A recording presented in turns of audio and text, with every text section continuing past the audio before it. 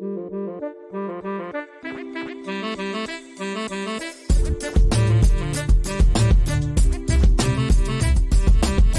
everyone, Scott Hansen here from NFL Red Zone. I hope you're checking out 1 hour of 5 Yard Rush, one of the best podcasts on NFL football in the UK.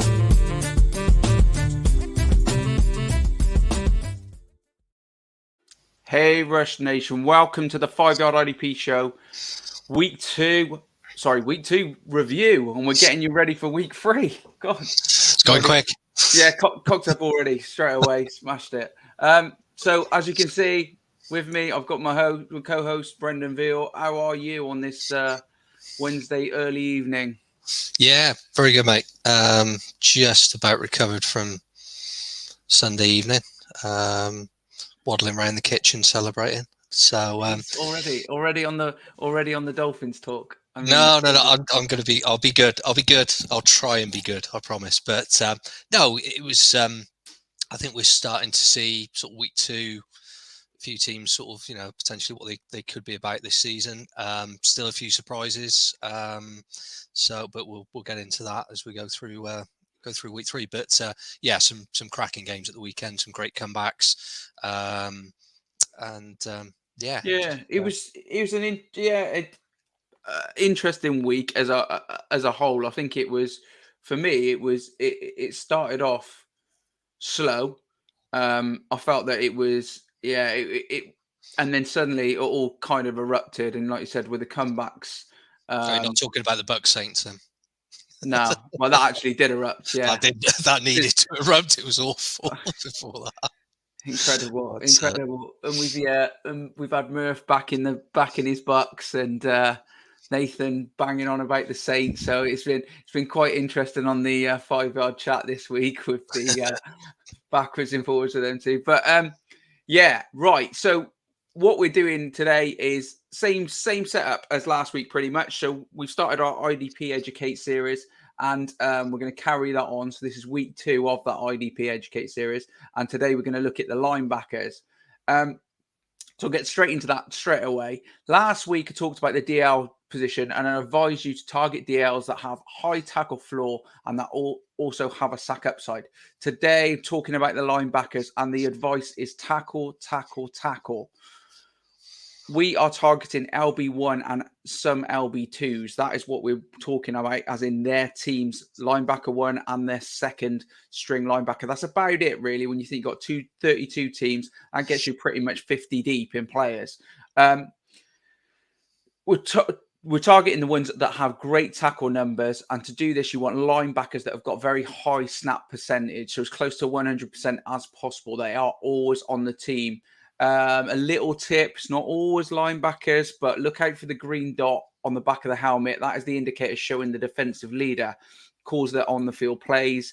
And it's often what we call the middle linebacker, who used to be pretty much nailed on, that would get that role of the defensive leader, mainly because he can see what's going on. He's looking straight in the quarterback's eyes. So really the advice is tackle, high snap count. And like I said, if you have got somebody with a green dot, I mean, you've got that guarantee that he's going to be on there all the time. So sacks are interesting when talking about linebackers. And when I'm talking about linebackers, I'm talking about the main central linebackers, not outside linebackers that also play the defensive edge sort of role, who are edge rushers. They are on sleeper, especially. They'll be down as DLs, and that's where you should be starting those guys. But for this one, in the middle linebacker role, or the linebacker roles that are on sleeper, you'll be looking at the high tackle count guys. So I'm going to share a screen with you. There you go. So we've got the NFL 2021 season that you should be able to see there. These stats in front of you are they're on Pro Football Reference. It's something I use, free service, nice and easy. Got lots of information on there and quick to get hold of, and you can easily navigate your way through it. But it shows you what it does, and I just wanted to show this is this combined tackle number here. You've got the solo tackles to the right, And what you're looking at right there is these high volume tackle players. Olukon, last season he was at Atlanta. He was on the field all the time, absolutely all the time. He had more time on the field, I think, than anybody else. And he managed to get 192 combined tackles, which is absolutely huge. See some very well-known names down this list. And that's why they are the targeted top kind of linebackers that you've got going forward. So going on wise, looking at it's a simple exercise. If you, like I said, you could go through team by team, picking out the top linebacker and the second top linebacker from every side. Now, picking between each linebacker, each top linebacker, is quite a difficult exercise, and it is often preference that you're going to pick your top linebacker. I mean, we've had a lot of talk this year who seems to be linebacker one overall. A lot of people liked Roquan Smith. A lot of people liked Darius Leonard, Shaq Leonard. Those guys have done it season in, season out, racking up a lot of tackles. So as I said, the guys that you want to be targeting are those guys that are on the field all the time, often in teams that you've got one middle linebacker, one linebacker that is there, just tackle, and then you've got what you'd call a coverage linebacker, often alongside him, who flies around the field a bit more and is a little bit more impact play kind of guy. He often wouldn't be the one at the top of your tree when you're trying to pick up these guys, because like I said, it's the tackle floor that you want in these linebacker roles. They're the ones week in, week out. Don't forget, you're trying to win weekly games here. You don't want to be taking gambles in every position. So, and one of those positions, if not two, if you've got two linebacker spots, most people start linebackers in flex spots as well to lock in those sort of like high floor points that you know you're pretty confident you're going to get week in, week out, that they're on the field. So going over previous years and just talking about an example of where you might have taken a risk. I said my preference is the highest tackle floor, the better. So when I'm talking my top 5 overall, I'm not a Devin White guy. Now, Devin White, what I mean by this is Devin White's massive season was 2020 season. And Devin White, he recorded, I think it was 9 sacks, 140 tackles, fantastic amount of tackles. But it was those 9 sacks that sort of skewed the results for people. In 2021, he was first off the board and people were really overpaying for him. And then in 2021, it didn't really wholly work out for him. He had he had less sacks, quite a lot less sacks, if I remember rightly, and also his tackle numbers were slightly down as well. So everybody then went off him, but they shouldn't have really. You should have never have ever put him up there, because it was the sacks that pushed him into that stratosphere of these huge points. And chasing sacks is definitely not the way to go at linebacker, especially as your first IDP off the board. I'll be honest, I don't even look at the sack figures when I'm selecting out linebackers. I'm not interested in sacks one bit, because it isn't. You can't guarantee it. They can also stop quite quickly. They can stop being rushing the quarterback. Their role can change quite quickly, and it happens. It can happen mid-game. Suddenly that's it. If it's a run-heavy offense, you know that they often switch. They often switch to just getting tackles, stopping that run, and loading up the middle of the field. So really, that sort of like summarizes this tip. Don't forget what we're doing in this IDP Educate. It is for people that are starting out and that are getting into IDP, that have probably been playing offense for quite a while. So for a lot of people watching this, you'll know, you kind of know all this kind of stuff already.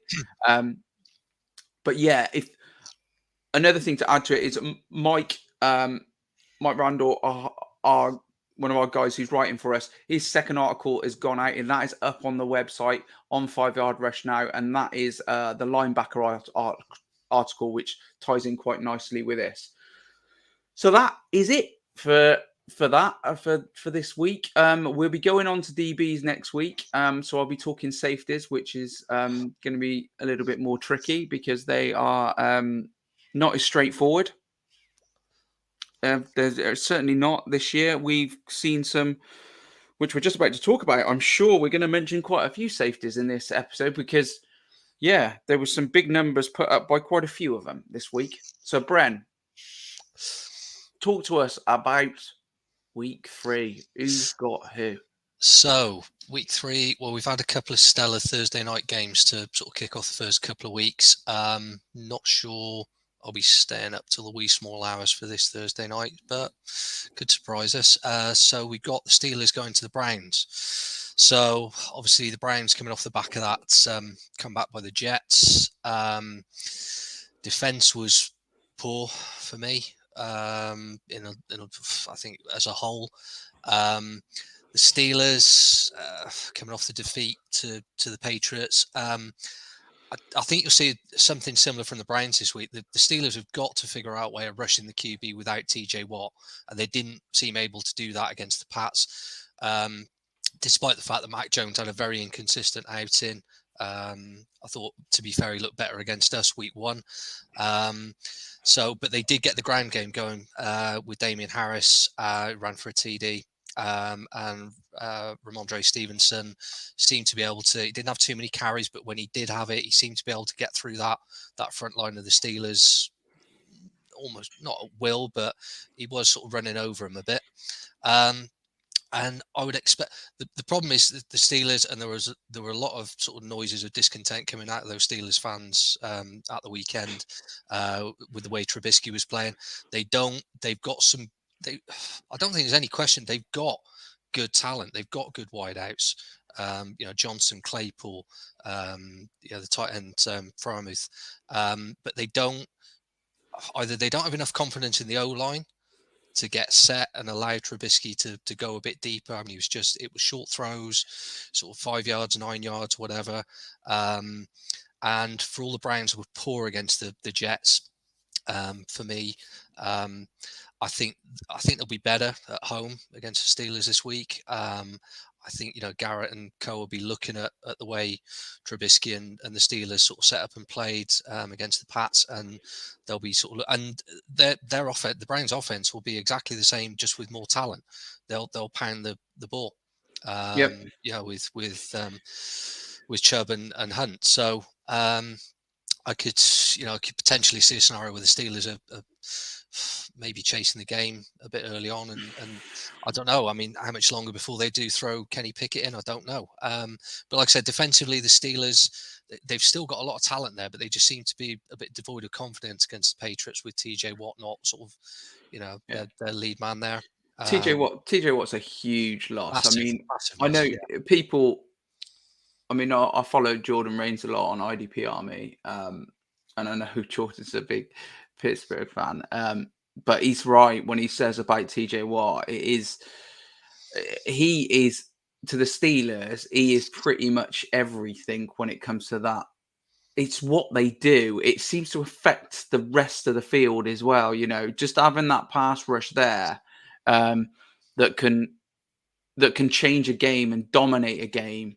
Not having it there, suddenly it was like the Steelers sort of forced themselves to do things that they did. You know what I mean? You didn't feel that I just didn't feel they were ever that sort of comfortable in their own skin, really. Mind you, saying that, I'm not a fan of Miles Jack, as you know, and everybody probably knows this. But he's racking up some points, and he's one of these players at this moment in time that is... you got to go for the points, guys, whether you like him or not. And at the moment, he's on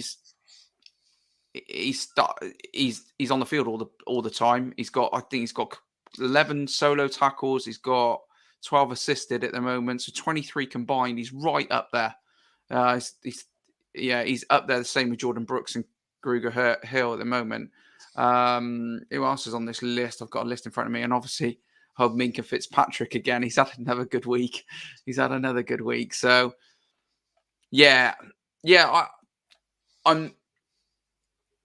I'm edging Cleveland to win the game, Are you going with Cleveland to win the game? I think they'll be better this week. Another divisional matchup, and like I said, I expect the defense to be better, and I think the Steelers have got to improve on both sides of the ball this week, and I just think Browns at home. I think they probably just edge this one. Coromo had a good game. He had a good game for him. I mean, I don't dislike the Browns defense at all, and I think that they do. Both of these sides are. It's like they're treading a bit of water to get going. You know what I mean? It does feel like they're like in the motions. Both teams trying. Obviously, with the Browns, it's nice to see Amari Cooper make some catches. Browns for me. Wage that. Okay, right, on to the early Sunday games. Bills at Dolphins. I'm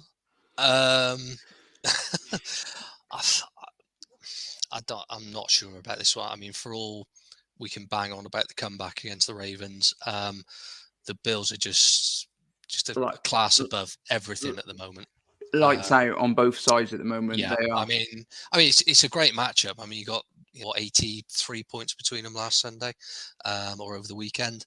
But the Bills, Allen, they just. I just think I know it's only sort of week 2, week 3, and we don't want to get too carried away. But they look for all the world like the Super Bowl contenders that everyone was tipping them in the sort of the preseason to be. Defensively good. Von Miller had another good game against the Titans. I mean, it was a complete blowout, to be fair. Titans were never in it. Bills didn't allow them to be in it. So Rousseau had another good game. Taron Johnson, good game. Just good on both sides of the ball. Yeah. Even Tremaine Edmonds comes steaming through for a sack. I was like, "Whoa, hello! Who's this? Who's this new linebacker?" Oh no, it's Tremaine Edmonds doing non-Tremaine Edmonds things. So they just seem to. I mean, Allen seems to be playing with just he was sort of smiling against the Rams week 1, sort of handing off defensive players. He was slinging things almost underhand.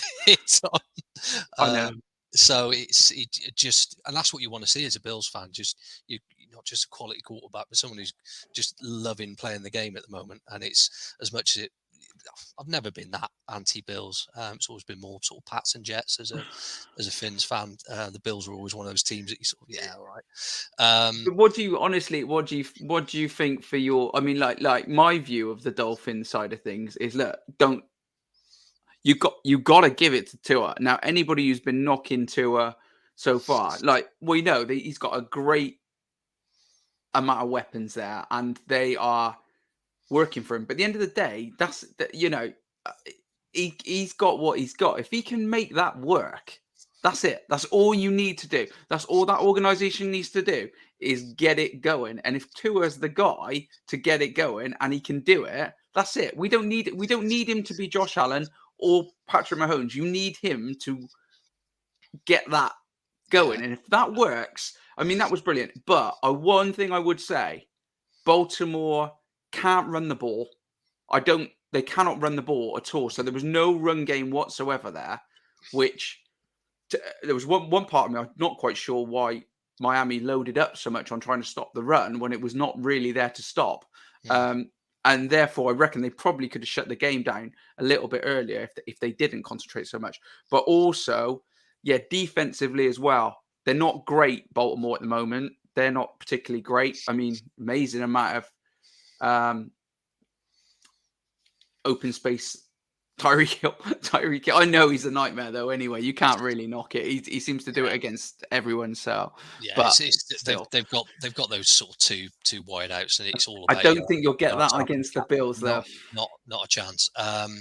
So I don't know. I mean, is it at Miami? It is at Hard Rock, yeah. But I think they'll give them a game. I think it will be competitive, but I'm really looking forward to it. You're probably not. I'm not. I mean, I'm behind the couch. No, it'll be. I mean, to be honest, looking at the schedule, and having watched the Bills in the first 2 weeks just destroy, the Rams and the Titans. I just think actually going into the game, almost accepting that, look, this is the best team in the league at the moment, and it'd be no disgrace to lose to them at home or whatever. The fact that we've had a big comeback at week 2, playing with a lot of confidence. If we lose it, we lose it, but we're still going into a decent run of games. We've got the Bengals next, which are quite fancy. If we go into that 2-1, I'll be happy with that. Defensively, we've already touched on the Bills. Miami, I can see the secondary being. I think they'll all be busy, but picking players out of it for this matchup, I don't know. I'd probably be swerving. Yeah, I mean, Miami defensive players. I agree. I think you got to go. You still got the Buffalo defense is just still for me just elite in making those plays when the game starts to go. Like it did against Tennessee, the game suddenly went. Josh Allen turned it on, and then the game disappeared from Tennessee. And over that sort of period, they went mental. It was like every play defensively. Milano, he had that pick six. And it's just they got a lot of players. What's his name? Jordan Poyer as well. Get a pick from him again, and. That's probably where I'd be looking for the value, because for all the Dolphins were good, there was still a couple of picks for Marcus Williams of the Ravens. The O-line's better. Terran Armstead went in carrying a bit of a knock, but he did play. The Miami O-line has improved, but I think this Buffalo defense will either get to Tua or they will put enough pressure on, like you say, for a Jordan Poyer, a Milano, or someone in that backfield to get. I could see a couple of turnovers. It should be a real good game though. Should be good. Yeah, but I do think the Bills take it. They're just playing lights out football. I got to go. Yeah, like you said, you got to go Bills as you pick, really, because you are taking that gamble if you don't. And at this stage, you really got to go with where it's at. They've been so good. But yeah, should be fun for the neutrals. Not so much fun for me, but never mind. Right, next Sunday game, Bengals going to the Jets. Could be interesting.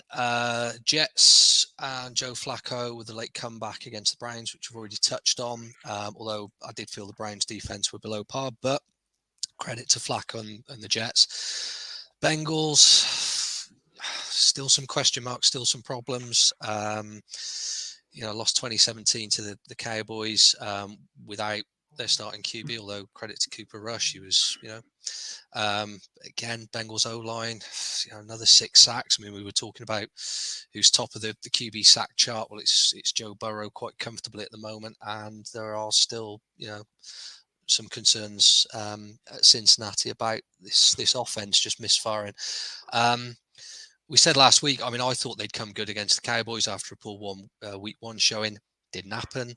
I think a week ago, you'd be looking at this game going, right, well, the Bengals will sort of turn it on and, against the Jets that are still sort of very much in a rebuild.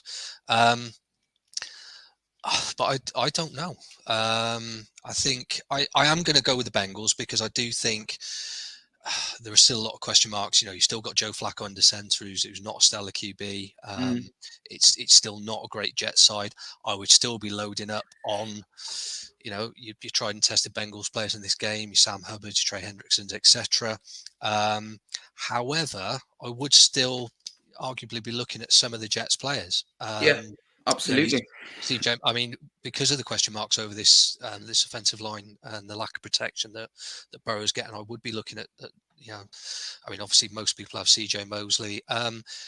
One that possibly has quietly had a decent start to the season is the other linebacker there, Quincy Williams. He's racked up, he's had a sack in the first sort of couple of weeks. He had 107 tackles last season. CJ Mosley he's sort of the fashionable pick at the Jets. So I think there is some value there on that Jets defense. It's go on. Yeah, no. I'm agreeing with you. There is value there, and I do think that this is a really good matchup. It's just it's crazy to even think that we're actually saying. I mean, the Bengals made the Super Bowl last year, and do you know what? I'm going to pick the Jets to do them this week because if I tell you what, if they don't sort that line out, the Jets Yeah, defense as a unit, it's at the Jets as well, isn't it? yeah, it is. Yeah, I'd worry about this for since he need to sort their shit out quickly, yeah. because yeah, they will. I think they'll get. I think they'll get to him and they'll create pressure. And if also the Jets got moving last week, they got moving. Garrett Wilson was off the field for a bit, come back on and was just absolutely. It's like he's the wide receiver one in the moment over Elijah Moore. But they're going. Breece Hall scored. It's all sort of trending in the right direction. That offense is starting to look. This doesn't for me doesn't look great for the Bengals. And as for their defensive players, yeah, like you said, you'd start the big names. But I would think there would be better options that wouldn't be so much of a gamble at this moment in time. They're not right up at the top of the tree of players that I would pick this week. No. But like you said, it's still Flacco under center, and it's still at this moment in time, the Jets that we're talking about is a very transitional unit, but they're looking better. my concern, this is, and I'm going to back the Bengals to win this one because I think they have to. Because just looking down the schedule, they've got us week 4. Yeah, I got him. Yeah, you know. Who do they go to? Then they go to the Ravens, and then they go to the Saints. They've got a tough, week 4 through 6. Well, you got Steelers before you.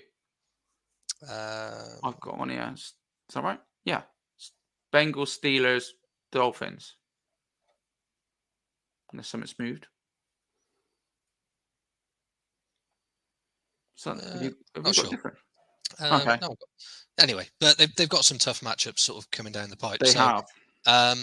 So I think I'm going to back the Bengals because I can't back the Jets.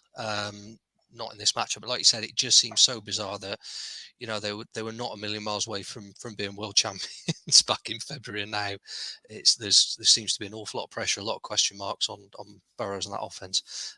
So yeah, I'm going to go with the Bengals. Next Sunday game, we've got the Raiders going to the Titans. Well, we've already touched on the Titans. I mean, they got absolutely blown out by Buffalo. Raiders, had the overtime sort of loss in a little bit of a sketchy game against the Cardinals. Another team I'm still not convinced about, even though they got the win. I think. I mean, in terms of this one, I mean, it's one of those that I'd be looking at, and I've sort of in my notes looked at a few sort of offenses, and we've touched on sort of the Bengals, Jets being one of them, sort of questionable offenses, questionable O-lines, where I'd be looking at, players, IDP players, because of the matchup, and this would be one of them for me, and I'd be looking at the Raiders players. One I would be looking at, I'd be looking at your obvious. I mean, the Titans. The Titans, for me, have no plan B. If they can't get Henry running, all right, the Bills one thing. Tannehill doesn't seem to have any other options. They don't seem to have a contingency plan. They're relying awfully heavily on sort of Derrick Henry, and that's if he stays fit for the whole of the season. So for me, it's one of those that I'd be looking at. Again, you've tried and tested sort of Raiders players, Max Crosby's, Chandler Jones, one of your sort of favourites, Mr. Diablo. Another one I'd be looking at, and he's one I've sort of stuck on the waiver watch without sort of jumping too far ahead, would be Nate Hobbs at corner as well in this game. Definitely like him. He's had 2 good weeks, 20 tackles. And like I say, I like him week 3 going up against a lackluster Titans offense. If Crosby and Co can shut Henry down, and Tannehill's got to start sort of lobbing it down the field, Nate Hobbs is definitely one that you want to be trying to pick up. The secondary's making scoring some serious points with Jonathan Abram as well. He's racking them up as well. So but between them, they've had 39 tackles. Them two, Nate Hobbs and Abraham in 2 matches. It's at Tennessee, but I like the Raiders. I think they should have put the cards away for me.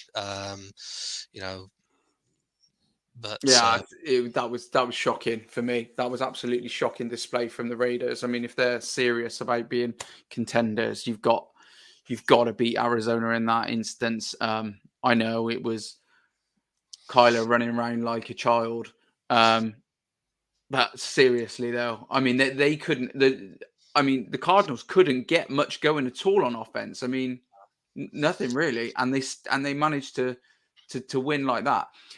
Going on to talking about Cardinals, and I'm not going to destroy them too much, but I still have not got a clue what's going on really at linebacker again. Simmons played something like 60-something% of snaps, 62% of snaps, I think it was. I've heard today. I haven't got that stat in front of me, but if that's correct, he's meant to be the lead linebacker.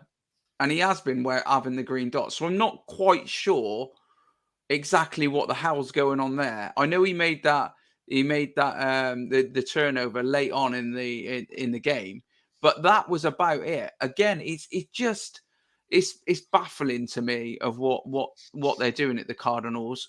Defensively, it's big play or nothing for them a bit. And they seem like this kind of team, It's like massive plays. And they're going to do something spectacular to do it, but they haven't got a lot of rocks, guys that are just churning, either doing well offensively or defensively at this moment in time.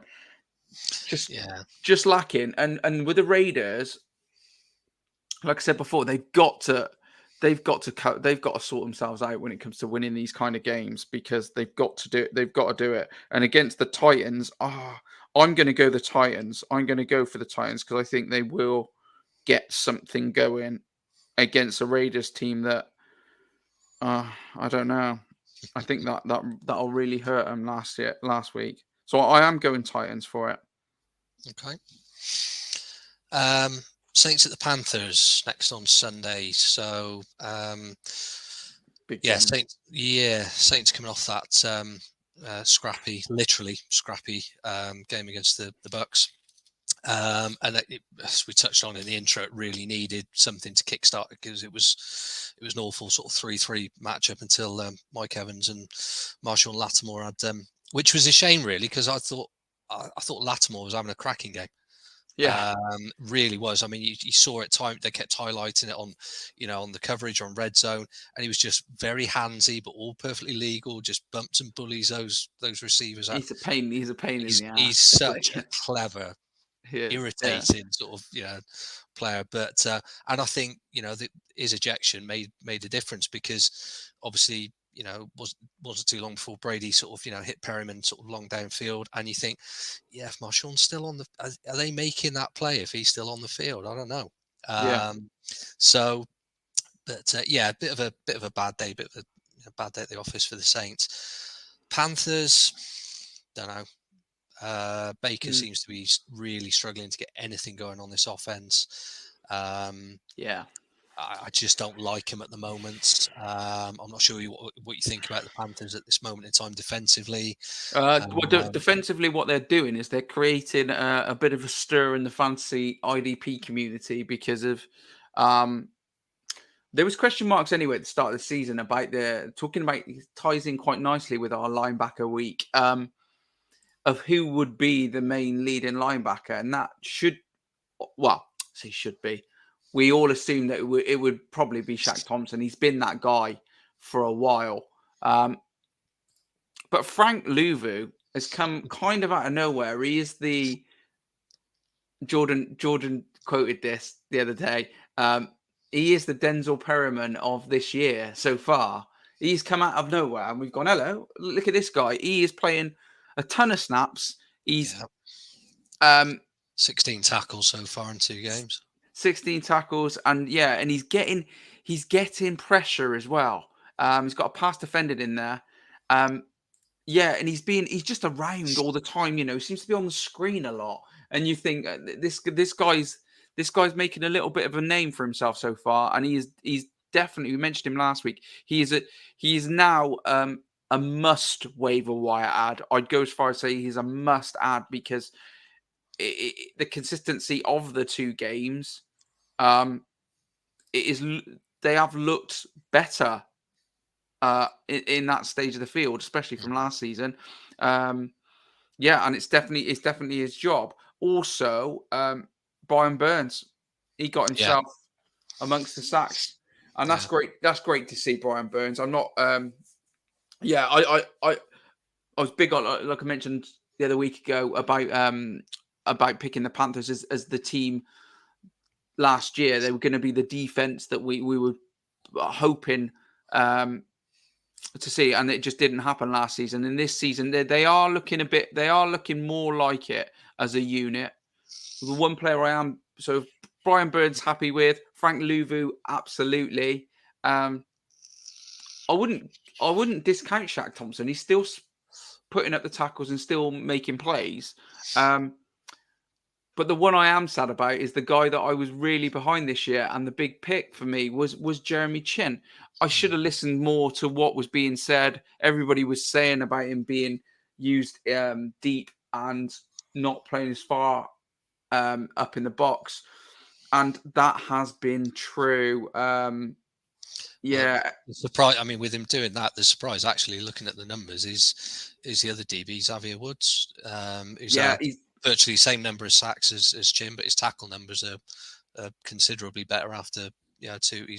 He's on 20 for sort of 2 weeks. They are. We're still waiting for JC Horn to. Yeah, I've got some. So going through. Jeremy Chin 73 snaps against, and Xavier Woods 73 snaps, so both on the nose. But Xavier Woods paid up in the edge position. He had 9 snaps up there. He had 28 snaps up in the box against Jeremy Chin's 13, and 50 of those snaps, 50 of the 73 snaps for Jeremy Chin were deep. 50 of them. So is it time to drop Jeremy Chin? It depends on how big your rosters are, but he's not for me. He's not a starter at the moment. There's too many guys kicking around this wire who are scoring points right now, and we know Jonathan Owens, even Jalen Thompson, Jonathan Abraham, Nate Hobbs. We've got all these players. Xavier Woods, you just mentioned him. Oh, you've got to pick him over Chin. I can't believe I'm saying it, but I am. Yeah. There you go. Sorry for bleating, but I'm bleating. No. So we're going. Saint. Well, I'm going for a Saints win in this. I'm going for definitely going for a Saints win. I think Saints win, but IDP value on the Panthers definitely. Yeah, and Winston has been sacked. Was it 10 times? All right, I think it is 10 times, something like that. Yeah, he's 3 behind. He's 3 behind Burrow in the race. Yeah, I mean, okay, but you just got to have a little look. He has.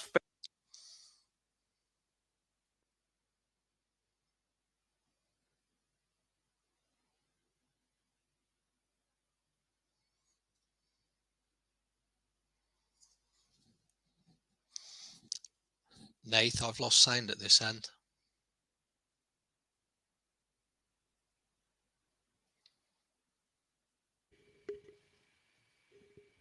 Is it back on now? Yeah, I got you. Yeah, so Brian Burns, couple of sacks. Be lovely. Yeah. Okay. Ravens going to the Patriots. Don't think this is a great week for the Pats to be playing the Ravens, even at home. I know. Might be Lamar and Co are going to be a little bit pissed off. So he put up all those yards and still ended up on the losing side. It's the last time I'm going to mention it. So yeah, Pat's coming off the back of a 17-14 win over the Steelers, which as we said, they grounded out, got the run game going a bit.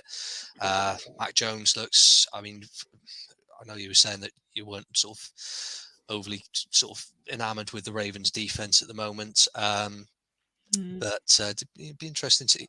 I don't know. I mean, Mac Jones, as I said earlier, very inconsistent against the Steelers. So they did lean on the run game.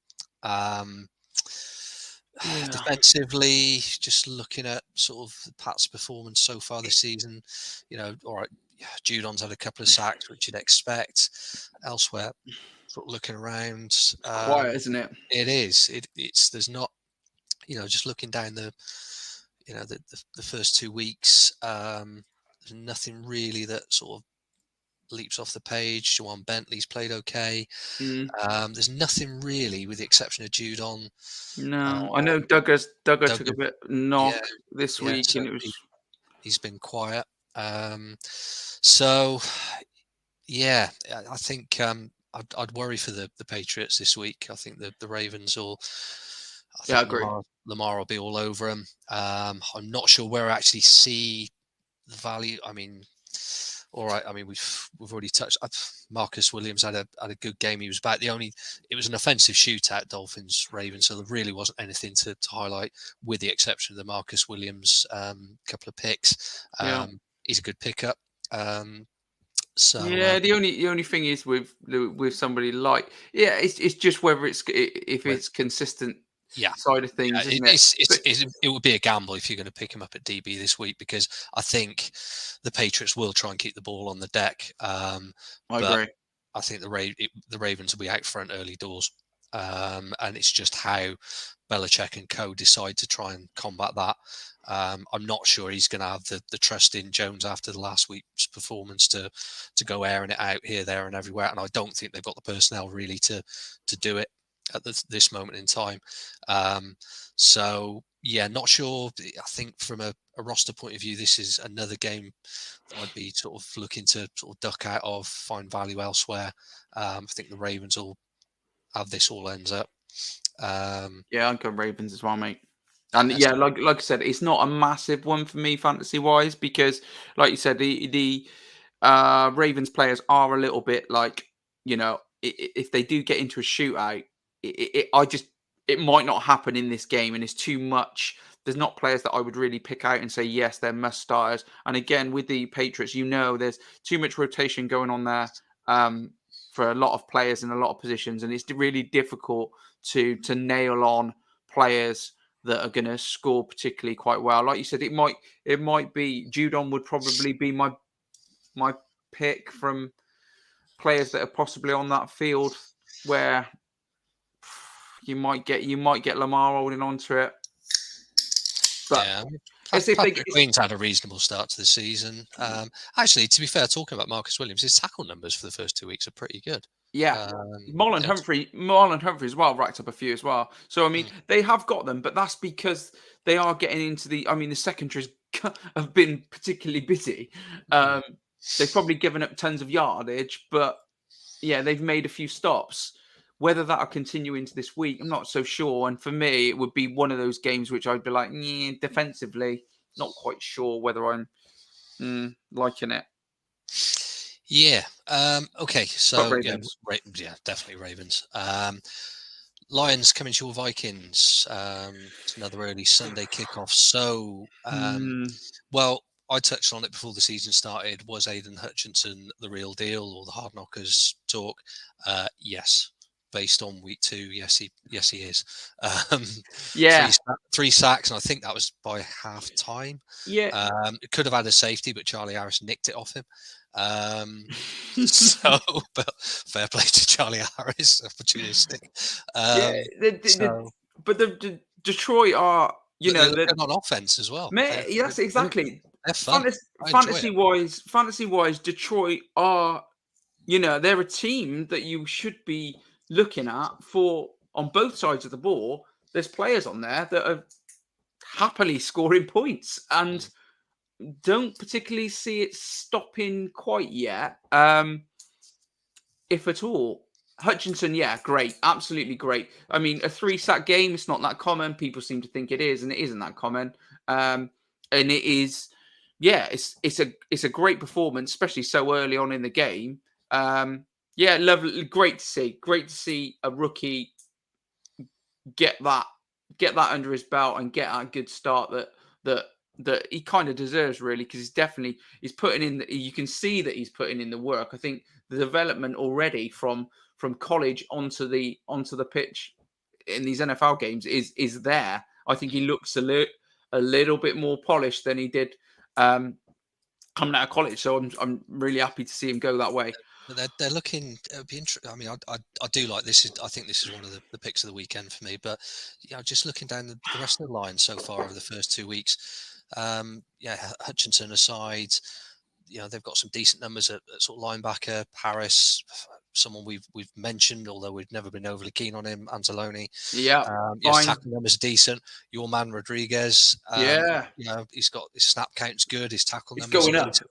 It's going up, his snap count the week on week. Walker's someone we've already touched on in the secondary, but Okuda's got some decent tackles. It's a decent looking outfit. They are, and I tell you what, like I said, fantasy-wise as well, you got to go. At the end of the day, whether you like a player or whether you don't like a player, at the moment they're in a good spot. All of these players, Detroit they look to be having fun out on the field, and they seem to be getting things done. Things are happening for them, and it just looks good. They've got that momentum going. I don't really want to play them at the moment. Not coming off the back of, I mean, that game was hard. It was going to be hard. We called it. We know we're backing the Eagles this year to do particularly quite well, and they're starting to look. I think they're looking the real deal. Offensively, I think they're extremely good at this moment in time, and it was really hard not watching it from a neutral point of view, because they were frustratingly good. Just generally, it was play after play. Every time they got the ball in hand, they got something. Every time it looked like we were going to get a bit closer to making a stop, Hurts made a throw. He's looking particularly good.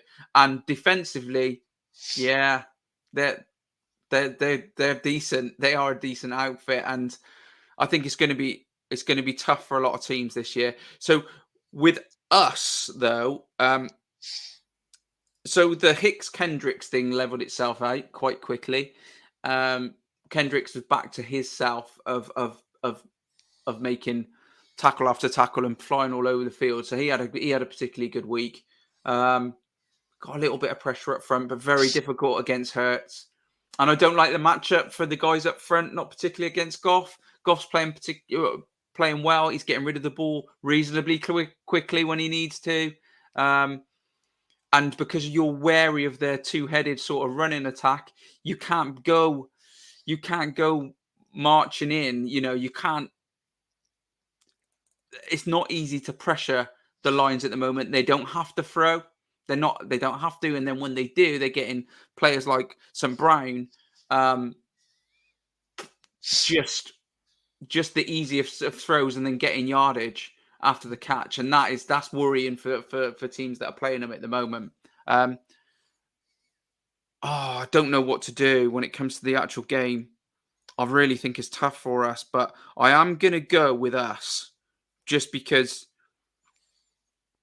I still think we're a better team at this moment in time, but they are seriously making ground scarily for the rest of the North for us. It's crazy. Jesus, thank God the Browns are still awful. The Browns are awful, but the Bears are awful. Thank God they are. And the Packers are having a little bit of a struggle as well. But yeah, the Lions are decent. So yeah, I'm going to go us though. Yeah, I think what do you reckon? I'd just about give it to your Vikings at home this week, needing to bounce back. Like you say, a bit of a sort of divisional matchup. So I think that the Vikings could do with just a few more turnovers. Converting some of that pressure into See, we were very rigid against the Packers, and it worked really well. As a defense, it was pretty much very structured, very by the book, nothing really flashy, and it worked really well. And against the Eagles, it felt like we needed to do something a bit more. You know what I mean? So it was like worked that week, didn't work that. The Eagles are. And what worries me about this one is the Lions are very, they seem very well coached at the moment, and they've got like the Packers didn't have that man. They didn't have a Devontae Adams. They didn't have an AJ Brown, and they didn't have an Amon St. Brown. And I just worry that St. Brown will do really well against us as well. Because if we're too static in those lines, he'll find space. So yeah, sorry. Go on. Right. Well, we touched on the Eagles, so we'll go to them next. They're away at Washington on Sunday. So it ties in nicely because the Lions beat Washington 36-27 at the weekend. It was a bit. I was giving a bit of credit to sort of Wentz and the Washington offense last week, and then they decided to wait until the second half of this game to play a bit of football. So I think it's a very weird performance by Washington for me. Yeah, a bit disappointing against, as we touched on, a very good sort of Lions side, but again, a Lions team that, for all we've touched on defense, they will concede points. So to see them be just so, I don't know, lethargic in the first half and not really anyway, but they're going up against the Eagles this week, and they sort of covered that pretty well. So I can't see. And the one thing that stood out really for me, and I touched on it when we were talking about the week one match at the Vikings Packers, and just the way Justin Jefferson played in that game. And I actually said that I felt one of the mistakes that the Packers have made was they were sort of persisting with this sort of zone defense, and Jefferson was just running all over it. Yeah, the Eagles didn't do that because Darius Slay had a fantastic game. And that's just an example of just how good this Eagles defense and how well drilled they are. They looked at that week one match and said, well, we can't give him the freedom of the park, so Darius, go and make his life a misery.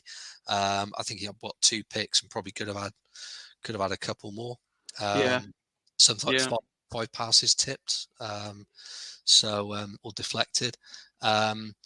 So yeah, and then obviously we've talked an awful lot about the Eagles defense and how good that is, so I'm not going to bang on about it.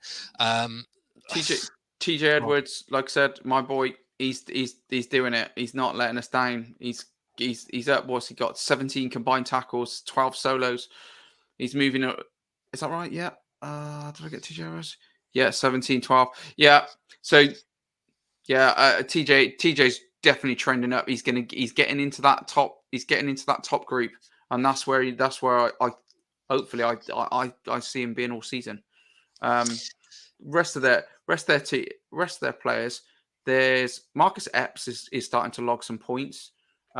He's a bit of a plug and play guy for me if the matchup's good. And this week it potentially is. Is it at the Eagles? No, it's at Washington. Okay, so it's a little bit tougher, but I still don't see Washington getting anything from it. No, I mean, if we're sort of looking down and there's a couple of players I did sniff around on the waiver watch again based on sort of the week 2 and the first 2 weeks sort of top 10 sort of rankings on our sort of FIF scoring. One I've had a look at in the DBs for Washington, Derek Forrest. He's had a good week 2. He's remained, he's top 7 in DBs. I'm not sure I like him in this particular matchup, but then I look at it. Once they get the Eagles out of the way, they've got some favourable games against some iffy offenses, weeks 4 through 6. I think he's definitely some player. He's a player that can be picked up and played. Forrest. The worry is the injury to Cameron Curl. So if Curl comes back, does it impact Forrest? But at the moment, he's playing well. So I mean, It's difficult. It's difficult to just say, "Oh, he's going to give up the position straight away when Kroll gets back." The other one that would look at, given, and I'd say, yeah, not overly keen on Forrest in this particular matchup, but maybe have a look at. I would maybe pick him up and see how he sort of performs in this game, and like you say, the curl injury may be a factor. One who might be more of a factor, given the matchup in week 3, would be Darren Payne.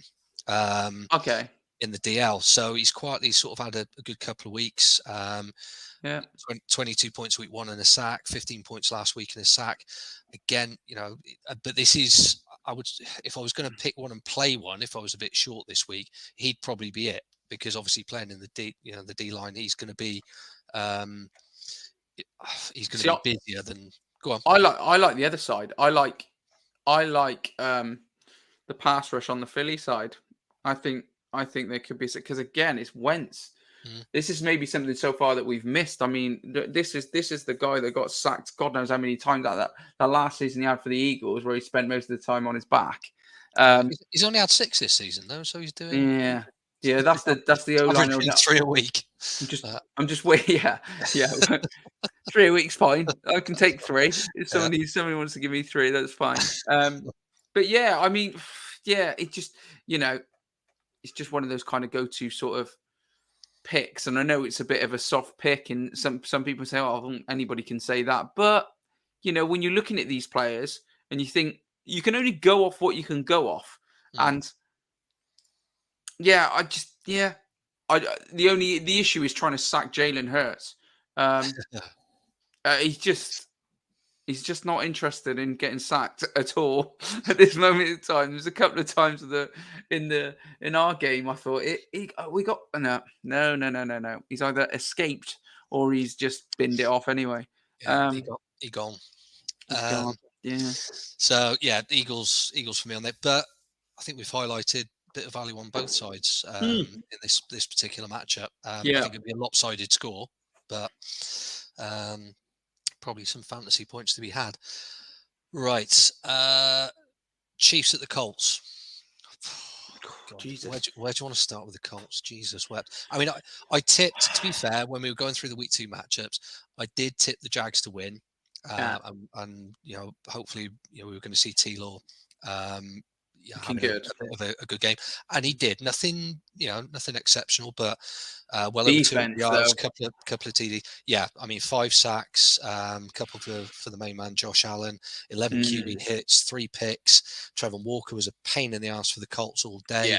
But when I made that pick, I genuinely believed the Jags would win it. What I didn't think was the Colts would be just that shit. I mean, they were bad everywhere. I mean, even the run game, JT couldn't get going. I mean, he broke off in like the 4th quarter, and that was his longest run. And it wasn't that big. The Colts have been. I know it's only week 3 going into, but the Colts, I'd be worried. I mean, the way it's panning out at the moment, you could see the Jags making a push for the. Yeah, I mean, you worry and you say, "Oh, just they've got to get Pittman back," and you go, "Yeah, I know," but if that is what you're gambling on now at this moment in time, I mean, that's like you say, it's not as if they haven't got talent on the ground. No, and it's like got Taylor, you got Hines backing him up, and you go, what are you doing? And even these other guys, these backup receivers who we think are good, Matt is having a nightmare. He's having an absolute nightmare, Matt Ryan, and that's a shame because I like Matt Ryan. I know, but maybe it's gone. The thing is maybe it's gone. But I think the organization as a whole needs to. I mean, if they lose this week, which we think they will, they're gonna have to have a proper look at this and say, well, what do we do here? Do we get him out and we go with a young QB and we just ride it and see where we can go, or do we? I don't know. It's a tough one, but they can't persist with somebody that can't. He's not looking good at all. So they need to get something sorted and quickly. Yeah, I think the matchup's a foregone conclusion. But so with that in mind, the comfortable Chiefs win even at Indianapolis. I mean, so are we saying for you? Is there any value in the Colts defense? Is it Yeah, something? there's still value because there's still elite players in that team. Obviously, Shat Leonard's not fit yet. When he does get on the field, then I still think he's going to be very busy, and he's going to. Okariki's he's been busy in the snap count for those 2 weeks, 18 tackles. So, but you've got Kenny Moore in the secondary as well. I love Kenny Moore. I always do. I play in a lot of leagues which are positional leagues as well, and he is like my first corner. I absolutely love him. He's just a solid bet pretty much all the time. I mean, you got some nice numbers in the first 2 weeks from EJ Speed, but like you said, Shatland coming back, that's not gonna persist. No, so. Franklin coming as well. I mean, yeah, it's just a little bit of a mess there as well, because like you said, if it's too bad, if the game's too bad, then it becomes very difficult to really trust anybody on the field if they're struggling too much, because what the worry is there is when a team is really underperforming, then the coaches start to make changes and start to mix things up a bit with players and stuff. So the players you think you can rely on suddenly start either getting carted off the field because they're getting an absolute hammering, or they start losing their heads because so. When it gets that bad, it isn't a great place to be honest. I go over to the Chiefs. I don't want to talk about the Chiefs. Why don't you want to talk about the Chiefs? Because I left Chris Jones on my bench in one of our IDP leagues. Oh, it just cost me the game. Just had an absolute storm in week 2. Yeah. I was so pissed off. I mean, but this week he's got to be a must start. Karfalastis as well. I've got some notes actually on the Chiefs game because it was the Thursday night game. So I wrote play by play down. So I'm not going to go through all that. But there's players there that I do like. Like L'Jarius Sneed is somebody that can be used and played. At the moment, Sneed is being used all over the pitch, lining up all over the place, and he's getting pressure. He's been able to run from deep and really go for it. The linebacker played more snaps than anyone comfortably. Yeah, and linebackers. I mean, Nick Bolton and Willie Gay. Willie Gay's just been suspended, so he's going to be missing. So if there's a rookie called Leo Chanel. Now that is way out for me to call this, but because if you were in a stupidly deep IDP league, suddenly Leo Chanel is actually a bit of an outside starter. But Nick Bolton, 96% snaps, 72 snaps, so he was all over the place again.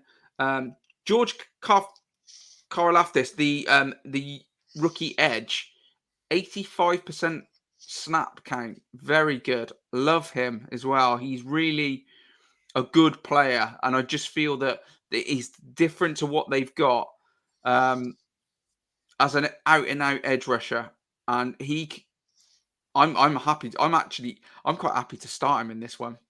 Really am. I think Karlaftis, your man Chris Jones. Yeah, it's definitely worth a play this week. Those two guys, and then the secondary like Sneed players. Yeah, I would definitely have a look at those guys this week. I think the matchup's particularly good, especially if they can get Matt Ryan on the ropes, where it's just where it becomes difficult to watch, and it really could do. I expect them to that their defense is holding up quite well as well so far. I mean, it was a tough slog against the Chargers. Really tough slog. But they done it. And they didn't make it easy for the Chargers in any stage of the game. They struggled to run the ball on them. And then they got pressure when they needed to. So yeah, and they tried their best to destroy Herbert's ribs. But yeah, for me, definitely 100% Chiefs. Yeah. Come on, Em. Okay, last of the early Sunday kickoffs, Texans at the Bears. Texans at the Bears. So Texans, people might have seen me on Twitter.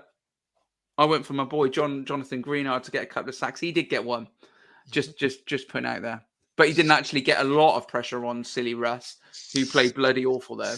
We'll get onto the awful Broncos in a bit, but can we concentrate on the awful Texans and the awful Bears?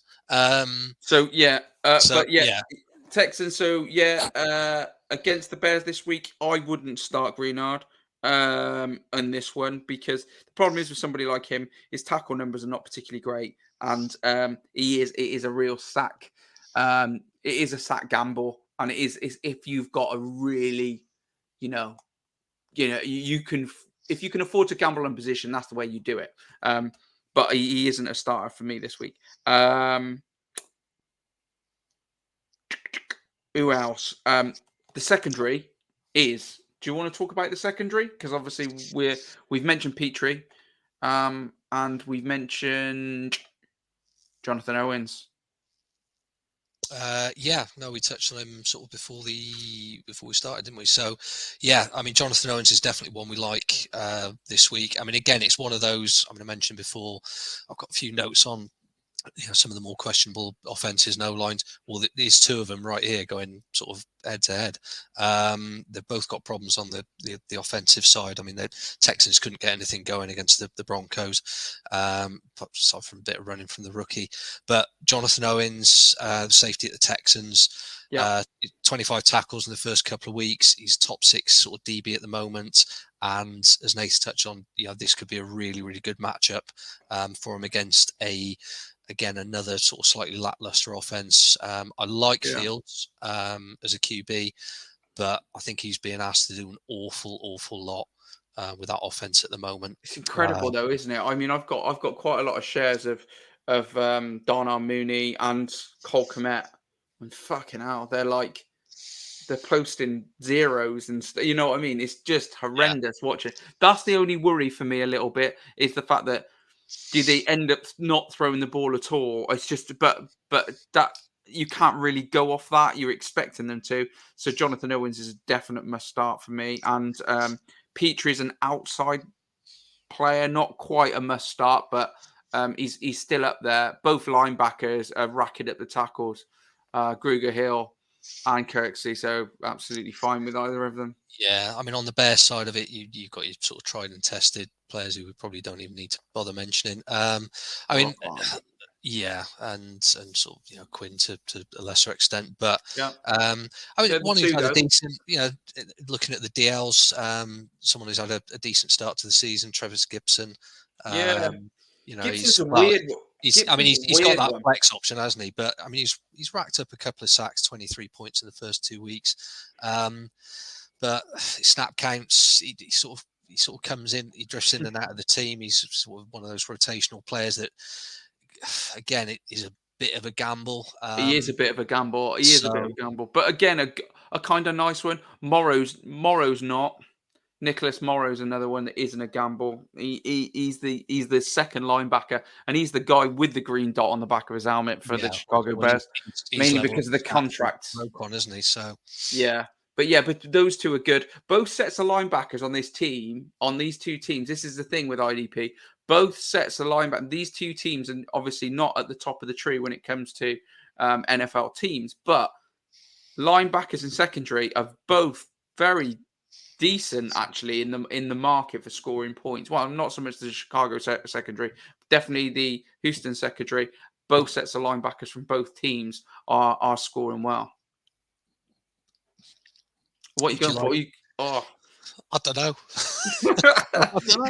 Where is it? It's in Chicago. I'm going with the Bears. Because the Texans didn't manage a touchdown last week. So, and aside from, like I said, terrible though, isn't it? It potentially could be an absolute shit show. Could be really bad, that game. Well, if it rains like it did in the Niners game, it's gonna be. But then again, you might get one of. This is the thing with the NFL, and this is why we all love it. Is we're saying this now, and it might be an absolute. It could go completely the other way because both teams could throw caution to the wind and say, "Sod it." We're going to go for it. I'm going to hang my hat on two teams playing very low on confidence, and I would put decent money on this being a bit of a crapshoot. Yeah. But Okay. who knows? So that's just my take on it. Right. Moving on to later kickoffs Sunday. Jags at the Chargers. Good game. Well, I've already done a bit on the Jags actually, so we've highlighted blowout. They dispatched the Colts. We mentioned rookies earlier. You mentioned Hutchinson.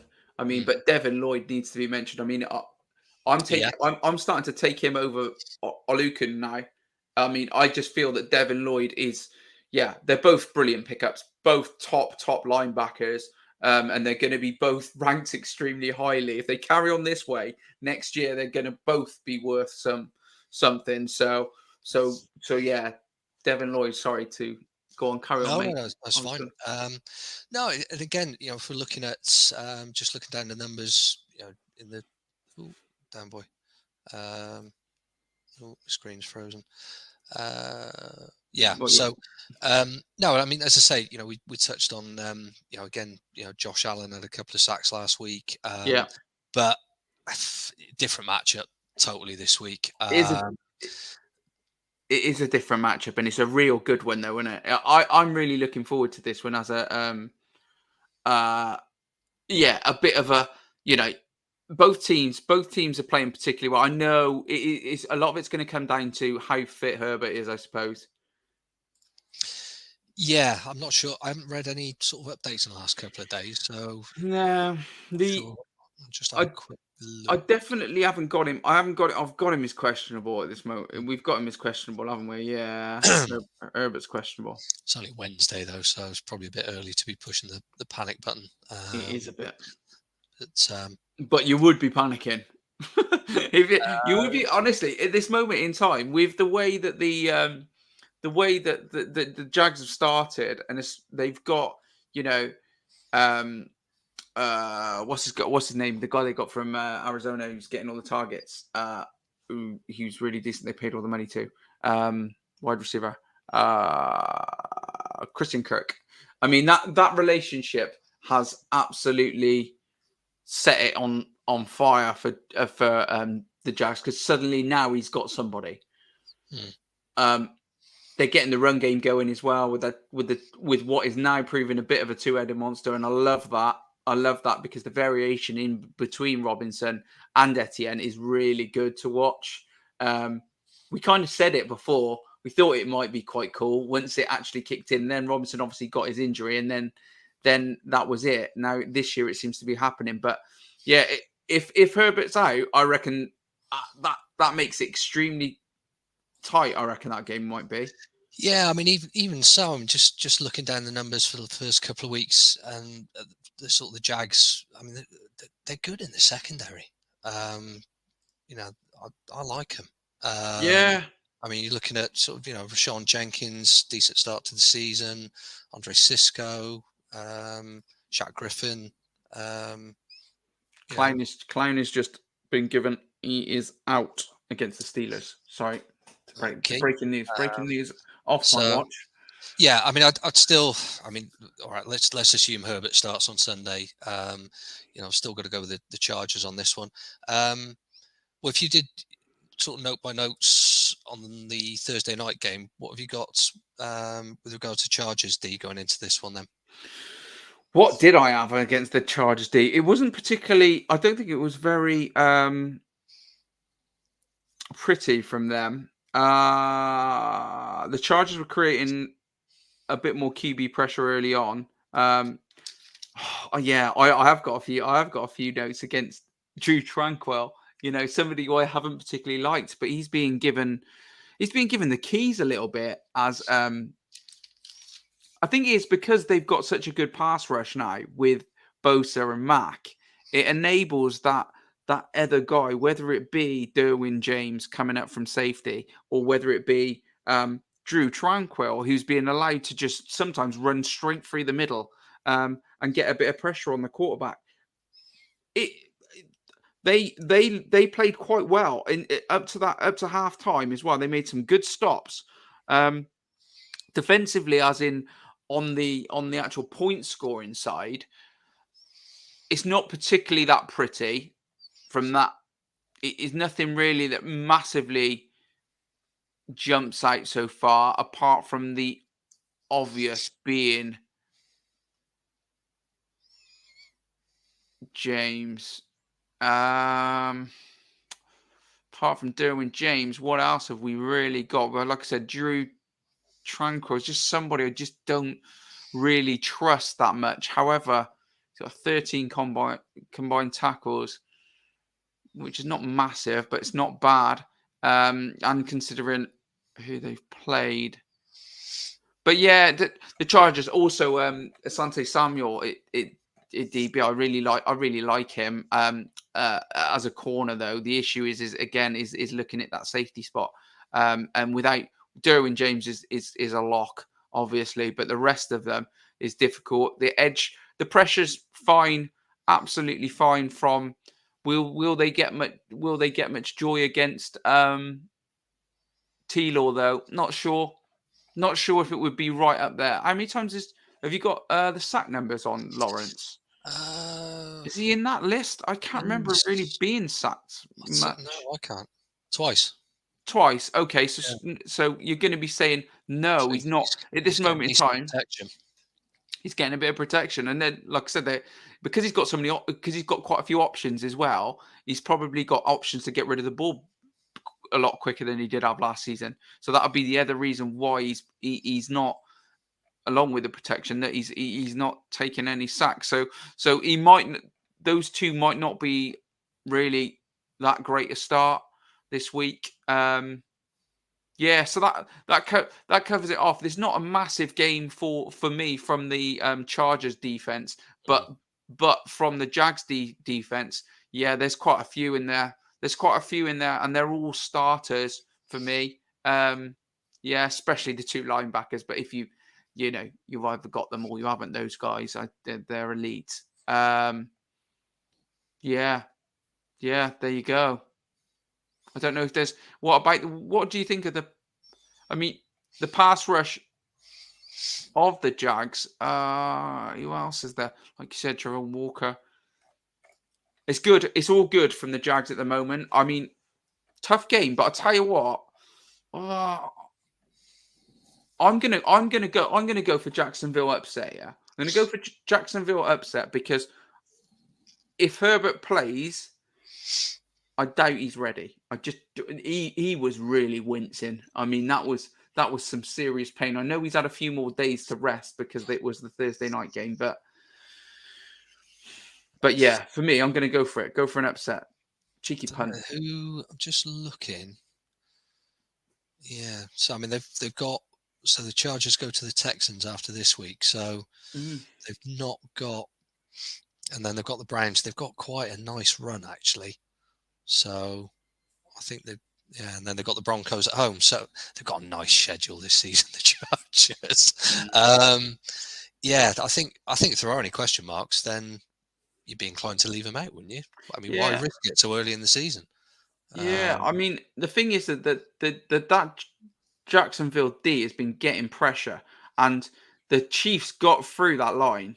So I don't know. That's the only thing I would say. I would say I'd be looking at the Jacksonville front again, because you got to go off what you've got so far, and it looks good. It looks aggressive, and the fact that last week your quarterback fucking just about made it off the field.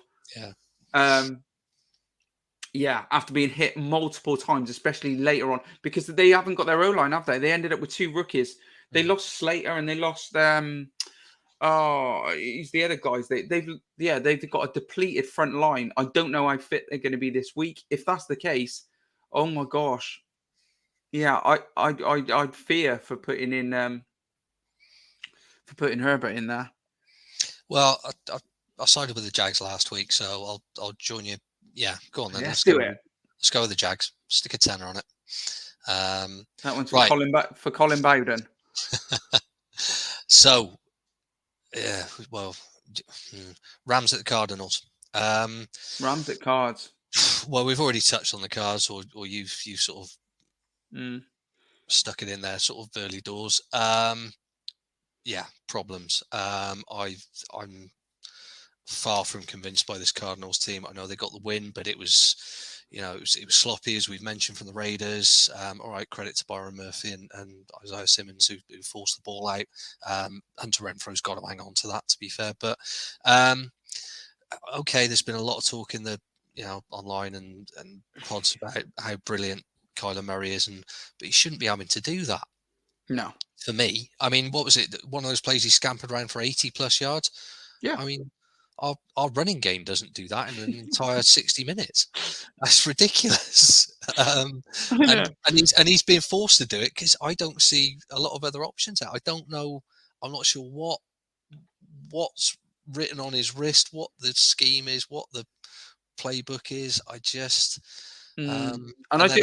I worry for this week. I really do worry for this week because I feel like the Rams will start to click, and they will, and they'll be absolutely fine. The Rams, and they, I think apart from, for me, secondaries of Arizona, nearly always. This is like, it should be written in the stars. Really, they are always. Jalen Thompson's up there again, like usual. He's up there, 19 combined tackles. Buda Baker's 19 combined tackles. So secondary's banging, absolutely fine. The rest of them, I mean, you've got Zavin Collins, who seems to be the middle sort of linebacker there, and he's got 15 combined tackles. Yeah, he's one getting all the snaps, isn't he? But like you touched on, you look down at sort of the snap count for Isaiah Simmons over the first couple of weeks, and I don't know. It's all a bit odd. It is a bit odd. And again, the pass rush, that side of it, not interested in it at this moment in time. They don't really, I don't know who the guys are that are really worth rostering as such at this moment in time. There's a few players, obviously JJ Watt's there. But again, for me, they don't seem to be getting to the QB. They don't seem to be getting a lot of, I think Carr got sacked a couple of times, didn't he? Got a few times. Yeah. Watt's got one on the season. That's it. Then. Zach Allen, I think got the other. Yeah, one, but as for actually startable IDPs, they're not really there. I mean, even Zavin Collins is not, for me, he's not a starter yet, and I would really be concerned if you've got to start him in a league. In one of your linebacker spots, that's quite worrying because, even though we might be getting the snaps in that, it's just a case of I don't trust the organization there as well, not to try and mix it up if things are not going quite right. There's definitely safer options to go for. And then, I mean, again, are you sort of looking at one of these games? I mean, yes, okay, you've got your safe options on the Rams. Jalen Ramsey came up with a crucial sort of goal line pick at the weekend. I mean, what's your take on this from a sort of IDP value perspective? From the Rams, I mean, the Rams are always decent value with the particular players that score quite well. If you've got the right players. But like Ernest Jones is one that I would look at linebacker alongside Bobby Wagner at the moment. Ernest Jones seems to be playing a decent amount of snaps, and he's got 19 combined tackles. So there you go. This is what I'm talking about when you're talking about players so Zavin Collins has got 4 more combined tackles than him. And he's the linebacker too. I think that, so Ernest Jones is a good shout. Looking at the others up there, at the Rams at the moment, Rams are difficult because I just feel that they've had it sort of rough to start off with. Obviously, you'd expect it to go well against Atlanta, which it did eventually. But it's still a tricky game to play because Atlanta are definitely playing with no care. They seem to be able to get things going as well in stages of the games. But Wagner obviously. Secondary's interesting with them. I'm not too mad about Taylor Rapp and players like that. Apart from the linebackers, it's not a massive game for me IDP wise. You might get some big points in the middle. But again, both quarterbacks, Kyler's difficult to sack anyway. So the pass rush is out the window when it comes to that. And yeah, from the Rams side of things as well, then a Stafford, but then you're not going to know which player from Arizona is going to be rushing the I mean, passer. that's the frustrating thing with this matchup for me, because if it was a more settled defense and someone, a lineup we knew who was going to be sort of where generally sort of during the course of the game, I'd still be looking at, I mean, okay, the Rams got the win at the weekend, but they did let the Falcons back into that game. Yeah.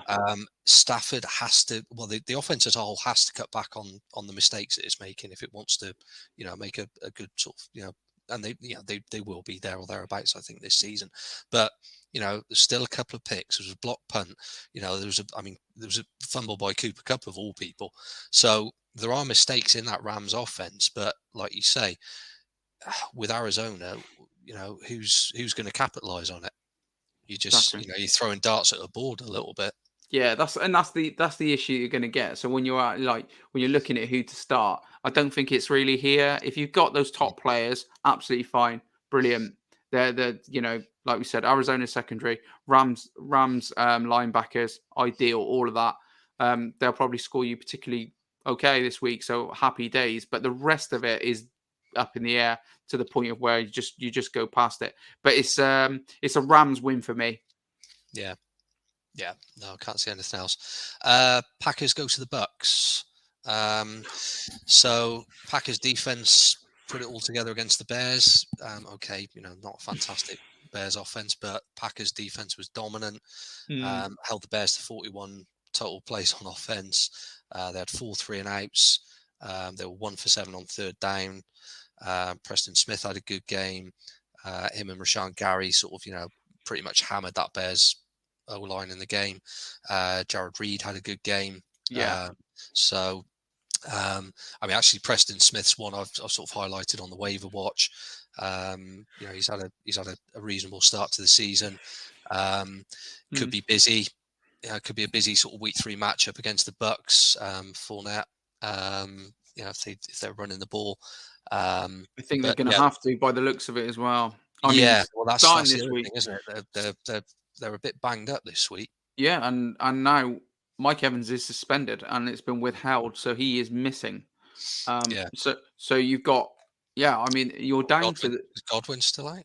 Yeah, Godwin's still out. Yeah. I mean, they've just signed Cole Beasley. So I mean, this is desperation side of things for the Bucks. I mean, it's good desperation. I mean, like at the end of the day, I mean, Beasley's a decent underneath guy, which I think that's what Brady has obviously been really missing and been banging about, banging his bloody iPad on the floor. He can afford it. Yeah, I don't know. Tough. Yeah, it's tough beating Tom Brady. But the game itself. Oh God, yeah. Because of these guys that are banged up. I know. The thing is like the defense from Tampa. I felt they really showed up against the Saints in big plays, and they made splash plays. They got the turnovers. Mike Edwards was the big one at the end. But there was some good pressure from Shaq Barrett early doors. He played really quite well. So did Devin White, who we mentioned. So that defense is going well. The Packers defense is going well. So what are we saying then? Is this going to be a real low scoring affair? But you've got 2 of the best quarterbacks that have ever graced the field, that are either side against each other, who probably won't go away quiet, will they? We're just going to run the hell out of the ball. So, yeah, I mean, it's extreme. It's one of these games that should be on paper, because if you look at all of that, then this is 2 defenses that are winning, and 2 offenses that one's got players out all over the place, and the other one hasn't quite hit the ground running yet. So, yeah, you'd expect it to be a low-scoring affair, but I just doubt it will be. Is it at the Bucks? Yes. Yeah. So, I'm gonna go Tampa. I'm gonna go Tampa mainly because it's at the Bucks, and their defense really showed up. Like I said, it really showed up. So the Packers, but it's just have the Packers got enough on offense to even to keep up with the Bucks, because the Bucks will find a way to score. I would think. Yeah, my concern would be, with, again, we mentioned this a lot in the matchups. If the Bucks are out front and the Packers sort of do end up sort of chasing the game a bit, I mean the Bucks are good defensively as a whole, but I think the secondary in the first couple of weeks in particular has been pretty strong. Yeah, Winfield's had 2 good weeks. Jamal Dean had a good game. Very good game actually. You mentioned Edwards. Edwards with a big play. So I think if I remember rightly, I heard something saying about his tackle count's pretty good as well, which is the bit that is the surprise. Really, is that right? I haven't seen it. I'll try and find that. He's only on 8 for the season okay. so far. Still not bad. But yeah, okay. Yeah, the tackle numbers across that secondary are pretty good. Even bringing in, likes of Carlton Davis, he's tied with Winfield. I mean, they've got 26 tackles between them in the first 2 weeks. It's Carlton Davis who I was referring to, not Edwards. Yeah. So yeah, it's Logan Ryan's been involved. Yeah, Logan Ryan. The only issue is with Logan Ryan is the snap count particularly quite low, and it was just a bit. We thought he'd be used more. I just thought he would actually nail on the position a bit more, but I think they're using him sparingly, and it's absolutely fine. Yeah, but it's not great. Not great from a fantasy perspective. I think the rest of that secondary is all sort of in around sort of 24 to 26, and Ryan's the old man at sort of 31. But just rotating him in and out as they see fit, I guess. But it's working, so they can carry on doing that for them. So no, I think Bucks win at home. Okay. Falcons at the Seahawks. Yeah. Yes, that's. Well, I'll say that, and then the thing is I like watching Atlanta at the moment because I was really willing to sort of turn that game around. Drake London's elite so far as we've seen. Kyle Pitts not so much. No, but it was London who hurdled one of the safeties on. I mean, he's a. Oh yeah, he's a ball of mine. London. He should be in the NBA. Player. Yeah, I mean, I like the Falcons. I mean, that's 2 weeks on the bench. They've been, it's got to be hard work being a Falcons fan. But they've got to take some encouragement from it. I mean, to sort of push the Rams, to within 4 points. Seahawks. The Seahawks linebackers, right? It is like an education piece. I should just do a piece on when I've said about not so much players, talk about teams and positional value. The Seahawks linebackers, whoever they are, they could put in, I don't know, my nan. She'd still get 20 tackles. You know what I mean? It's like whoever's in there. I mean, Jordan Brooks and Cody Barton at this moment in time. Well, Jordan Brooks has got 23 combined and Cody Barton's got 21. So 44 tackles, them two. Yeah. And it's like last season again, where it's just those two just really all over the field. They're allowed to just chase down the man. That's what they're allowed to do constantly. They're great value. And in here, and now we've got Kyle Walker from the Falcons in linebacker as well. He's racking up the tackles as well. So he's playing a lot as well. Richie Grant at safety as well. He's definitely worth a mention from my side of things. Making some tackles as well. How about you, Ben? What have you got on this one? What are you thinking? Yeah, outside of the linebackers, I haven't really done any notes on this one because I don't really know, how the Seahawks are sort of. I don't know. I mean, they're not doing a great deal on offense. I mean, Geno's he's a safe pair of hands, but even with the Trey Lance injury, they never really looked like being in that game at the weekend against the Niners for me. They can't get the run going, which is a bit of a problem because then they are going to rely sort of on Geno. So I just don't know with this one. It's one I sort of glossed over it and went, yeah, I'm not sure. It's a tough game for both sides when it comes to exactly whereabouts they are at this moment in time as well, because both teams have started not very well, really. They're okay, but they kind of start where everyone would think that they would start, where they're struggling offensively to really make an impact on the opposition. Yes, they're scoring. They both teams have actually scored, and in sections of the game they look quite good. But it's not when they need to, if you know what I mean. It's not when they can't bring the wins home and they can't really deliver that pressure on the opposition to force them into something that gives the game away. Yeah. So as for exactly how it's going to go, I'm not really sure. Is it at the Seahawks? Yeah. It's a long way to travel. Let's go on travel. Let's go on. Yeah, the Falcons have been knackered. They're not taking the Greyhound bus coast to coast. They might do. No, I quite like this for the Falcons, to be honest with you. Apart from going up there, because I mean, if it gets going and it gets into a bit of a shootout, because they both haven't really got a great deal to lose when it comes upon the season. I think it could be quite a fun one, to be fair. It's either going to go either way. I don't think it'll be a middle of the road kind of game. It'll either be silly or really bad. But I reckon it'll be quite fun. I just think it will be. Mariota's I like watching Mariota anyway. He just loves it, doesn't he? He's just one of these guys that he doesn't seem to give a shit too much. He just he runs when he shouldn't run, and he doesn't care about having a gamble. And yeah, that's probably the right way to go in this kind of game for me. Yeah, I mean, there's no real worries about the sack count for either quarterback in the first couple of weeks. No. Or Geno will just throw it away. Yeah, Geno will throw it away, and Mariota, you got to try and catch him before he gets to the line.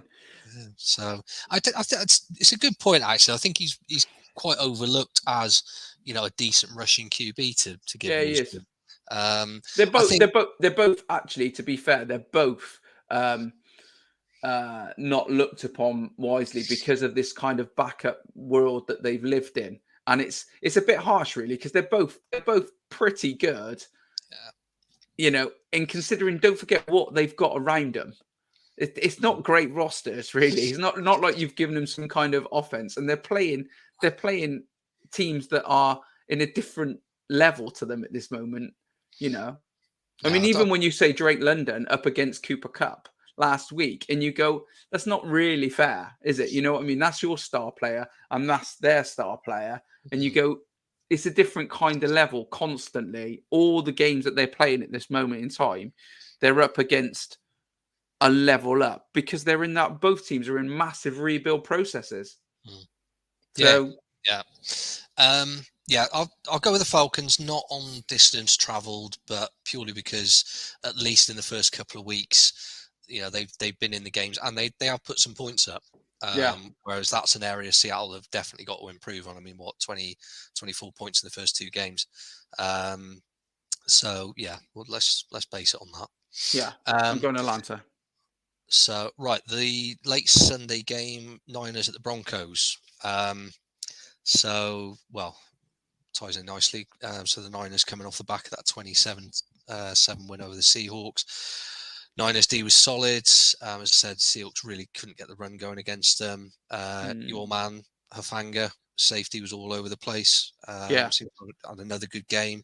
I see that you've picked him up in at least one or two waivers from last week's pod. So it's one of those things. I mean, you shouldn't get too excited when you're like over one game. Yeah. But now the second game's coming. It's just the way he was. It's the presence on the field, really, and the fact that they're letting him rush the quarterback, and they're letting him, do all these things where you go, they're happy with him. You know, they're happy with this guy, and he seems to be a presence on the field. And Well, as you say, I mean, he was, he was all over the field. I mean, 6 tackles, 1 for a loss, couple of passes defended, but he was, it was like you say, it was the locations that you find him in, positions you find him in. On top of that, I mean, Bosa had a decent game, couple of sacks.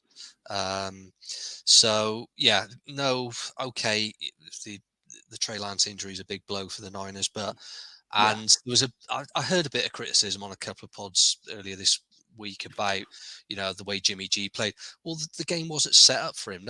He wasn't expected to be, it will be different. Shanahan will change it up this week, and that playbook will be specifically for a Jimmy G led offense. I tell you what, this week has been full of shit on Twitter. It's been really bad. I mean, not only on Twitter, some of the stuff on the Trey Lance thing about him being that, about the 49ers allowing him to run and stuff like that. And you go, oh my God, look, hang on a minute.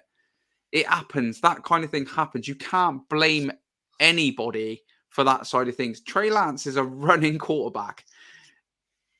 That is the risk. That is the risk that they take with those guys. It's a fact. And at the end of the day, it's nobody to blame. I mean, but his value wouldn't be his value. We wouldn't be talking about him if he's just stood there in the pocket. So I think would you be listening to the same crap if, God forbid, that happened to a Lamar or a Josh Allen or these stellar sort of go, oh well, it's his fault because it's the coach. I just hate what he does. All that shit. There's been some shit in the IDP world this week as well. It's a very good point, actually. I mean, because we haven't seen the best of Trey Lance, and sadly we won't now for at least another season. I just think it was, and then to criticize Jimmy G coming in, because of the way. I mean, he got the job done. It wasn't, they had to sort of. They had to adjust the playbook on the. All right, they'll have had a contingency plan, I'm sure, but they weren't banking on that happening. And at the end of the day, and I've seen it a few times. I mean, I think Arthur Smith, the Falcons coach, mentioned this week because he was on about somebody was moaning about Kyle Pitts, not getting the targets that he should get, and he said, "I don't care about your fantasy. He's not here." He's not here to get fantasy points, but it's so true, and people just seem to forget it. And you're like, look at it. But you look at it like, and it's the same with Jimmy G. I mean, Jimmy G could win them the Super Bowl, and he nearly has. And look at the Super Bowl winners. They're not these guys at this moment in time. They are still Tom Brady, Stafford. These guys that are bloody good at throwing the ball and doing the job right, and the team around them are built to be elite. That's what it is at this moment in time. So there's no reason why Jimmy G can't do that. He can do it. He can do it if the rest of the team. The problem is with the 49ers is every week if you're a running back on the 49ers, that's where you need to watch out, because you're going to get run over. Something's going to happen. Your leg's going to fall off, or you're going to get. I don't know. They're going.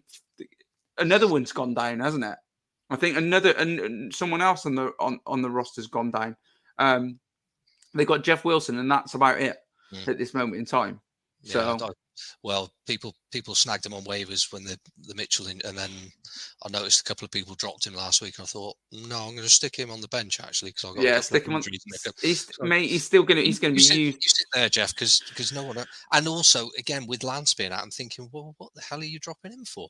Yeah, they're going to have to use him. Yeah, absolutely. And I think it's arrow up for Debo and arrow up for everybody that. But it's also like Kittle's not been on the field yet. There's a lot of San Francisco at this moment in time. I mean, have they won both games? No, they lost to the Bears the first game. Yeah, but they won. They won last week. So look, considering how many people have been out and how much sort of bad luck they've had going into it, I would just say, look, they're 1-1. Let's just do this. Back. I'm just looking at. Yeah, they haven't got a bad run actually. They've got the Rams coming up next week. That'd be tough. Then they've got the Panthers, away at the Falcons. and then home to the. So they've got a bit of a mixed bag coming up. But like you say, with maybe a couple of players looking to come back. I mean, sort of just going back to this matchup against the Broncos. Defensively. Yeah. So I've got probably more issues with the Broncos at this moment in time than I have with someone like the Cardinals or one or two others. Okay, they got the win, and they held the Texans to 9 points. Fine, okay. The Texans were very below par, and they seemed that the Broncos' running game looked a bit better at the weekend with Williams and Melvin Gordon picking up some decent yardage. But aside from that, it was tough. I don't know. Some of the coaching just seems, the play calls and I don't know. Russ doesn't look happy. No, and I tell you what, he missed some guys that were completely wide open this week, and it was really difficult to watch at stages from Russ Wilson. I don't think he looks comfortable yet. And do you know what? Judy went out, but I don't think it's serious, is it? But no, but the 49ers, I mean, defensively, I fancy them here. I fancy, pass rush. Bosa, even Fanga, definitely. Players, there's a few players from I like a lot of the defensive players this week from San Francisco. Yeah, Dre Greenlaw, the other linebacker, this week. It's definitely one of those I've highlighted sort of matchup-wise against sort of dodgy offenses, and as you say, Bosa, Warner, Eric Armstead, players like that. I don't know, trying to find something on the the Broncos side of it. There's not a lot for me at this moment in time with Denver. I don't think they're quite Ramon Jones, maybe is inside guy though, isn't he? He's just maybe not for this week, but great player he is. Great DT he is. I've got him in a few positional leagues on he's MFL. I was surprised to find him on readily available on quite a few waivers. Like you say, maybe not. You will because he's inside guy. But he had a good week too. Not sure about it sort of against the Niners. I mean, it's 49ers win. I just think there's an awful lot of question marks over this Broncos team. Totally agree. Totally agree with you. I think that's the biggest problem that you've got by picking many players for Denver at the moment. I just feel that they're not sure. They've got a few injuries. Pat Surtain was out, obviously, like you said. Judy went off. Surtain still down as questionable. They're sort of they're saying that sort of day to day, but we'll see. Yeah, because what's his name's out, isn't he? Their main safety, Simmons. Yeah. So they got a few problems back there, and that's that to me is not helping things with them. But they just don't look great. As a Broncos fan, you'd forgive the injuries and go, we're a bit banged up. But it just seemed disorganised. Great. Really, really out of sorts. And that's worrying, even from a fantasy perspective as well, because when you're starting to plug and play players, you think, because it's just a bit of a risky, you can't really work out the game script apart from thinking that, hang on, they could be in for a bit of a hammer in here. And if they are, how will it work? Especially against a 49ers team, because they will be kind of run heavy, so you could go for the linebackers, but the linebackers are not that consistent at the moment. We're expecting Josie Jewell to figure in that linebacker core. That Singleton, he's only just got there. He's not really somebody that I would be happy starting yet. Move on. Let's go 49ers for the win, but not great from Denver. No. Right. Last game, Monday night. Cowboys at the Giants, with the Giants 2-0. Who'd have thunk it? Going into the season. So, it was, the Giants win over the Panthers was one for the fans of the Kicker Club. It was not a classic. But they got the job done. And they'll be quite happy going into this matchup with the Cowboys, sort of 2-0. Cowboys... again, against the surprisingly bad Bengals, but Cooper Rush for me got the job done. He was. I'm going to I'm gonna put some money to this week. This week I am gonna have a little cheeky bet, and I'm gonna go that Parsons. I'm gonna go. I don't know. Definitely over 3 sacks. Over 3. I just think that he is causing havoc. Parsons, havoc. Yeah, it's like he's not had an off season. He just carried on from last autumn, I think. But 100% of snaps as well. Yeah, doesn't need a break. No, he's an edge rusher. Doesn't need a break. He's a freak. He's a freak. Love him. But to be fair, as a whole, I was a bit critical of the sort of Cowboys who were, poor week 1. They're making the best of it with Dak out. Like I said, I think Cooper Rush. We've touched on some of these backup QBs, and I think credit has to be given to them. Yeah. The likes of Cooper Rush. We've touched on Joe Flacco, who's solid. I mean, Jake Brissett, for the Browns, for me was solid. Nothing flashy. More of the same from Cooper Rush. Got the job done. Parsons, was but the Dan Quinn's defense was just solid against the Bengals for me. They crack me up, this backup QBs as well, because they know, you can tell they're taught not to be sacked, because they would be. But you know what I mean? They really would be, as in because when they're backing up and they're told to go on for, say, a few plays, potentially, then the last thing they want to be doing is losing stupid yardage. So they do. So sometimes playing against them, it's like Cooper Rush. He's not a good play for getting sacked. I don't think he is. Not yet. Maybe he will be. He gets a bit more confident with holding on to the ball. I don't know. Yeah, it's good day at the office for the Cowboys defense at the weekend for me.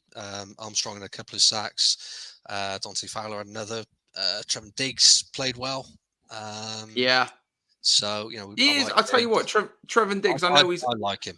I know he's a ball hawk, but I mean, and people keep going on about the facts. But do you know what? He does put out. It's quite consistent, and he's in and around what's going on quite a lot, and he does rack up some points. So I don't think he's that bad a play. I mean, a lot of the time, with such a big upside for him, because he does get picks, but it is a bit of a gamble playing him constantly. But there you go. Somebody who is had a good start to the season as well. Just to mention, just going to say to Leighton, because he's been he's sneakily got back in at that middle linebacker spot, and he's playing a fair few snaps and they're using Parsons from the edge. Yeah, so I mean he's only 5 off sort of Parsons snap count, 16 tackles. He's racked up a sack. And I think he's had a very good start to the season. So lots of things to like on the Cowboys defense going into this game for me.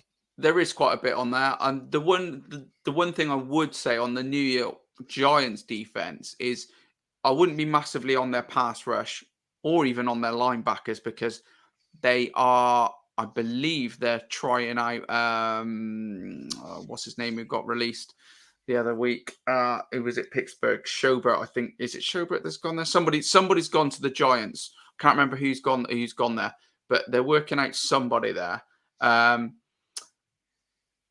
The guy I talk about though is Julian Love at safety, who's put together 2 decent performances, and he looks a good bet.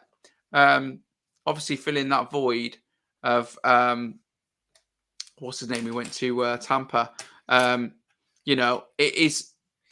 Yeah, he looks a good player, and he's somebody that I've put in a couple of bids already for him. I quite like him, and he seems a consistent guy, and he seems to be up and around, getting used, rushing the passer again, and being tackled upfield, getting used up in the box. So yeah, he's somebody who I quite like, and on this matchup, I think it's quite a good one potentially for him, and I think it could be quite a good game. This one, it could be a bit of fun. This game could be. Yeah. I fancy the Cowboys in the matchup, to be honest. I think they're starting to put it together on sort of defense. Parsons helps. Yes. Obviously. I agree. I agree. I think the defense might win the game for them. That would be my tip. But because I don't think the offense, I think there's more offense at the Giants. it'll just be at this moment in time. I think it looks all right. It'll just be whether they can. Yeah, they can, in big play scenarios, whether they can stop Dallas from, getting into their face and getting into the, I think that's going to be if Daniel Jones spends a lot of time on the floor and being forced to do stupid things. I think that's where the game could go away from him quite quickly. Yeah. But Saquon's playing well, so you never know. Nice to see. That's something I was looking forward to in the preseason. So, and that wraps up. So that's the week 3 matchup. So, I mean, just a quick recap. There's a couple of players that we have highlighted, mainly DBs this week, actually, on the waiver watch. Nate Hobbs at the Raiders. Hafanga, might struggle to pick him up now, but if he's out there, go grab him. Frankie Louvu. Jonathan Owens at the Texans. Yep. Julian Love, we just mentioned. Julian Love. Nothing much in the linebackers. Always slim. Divine Diablo, I've got. Apart from that, that's about it. I mentioned Quincy Williams. Quincy Williams at the Jets. DL-wise, a few bits and pieces. Preston Smith at the Packers had a good game. I found him on the odd waiver. That's kind of it. Drummond Jones, who we just touched on at the Broncos. That's kind of it, really. So it's mainly DBs this week, which is quite handy. That's mainly DBs, yeah. That's what you do in your education bit on next week. So yeah, look forward to that. Week three of IDP Educate, and we'll be doing the week 4 matchups. Happy days. So, anything else, Bren? I think we're good, mate. Cool. Well, until then, we will see you next week. Indeed. Cheers, guys. Cheers, guys.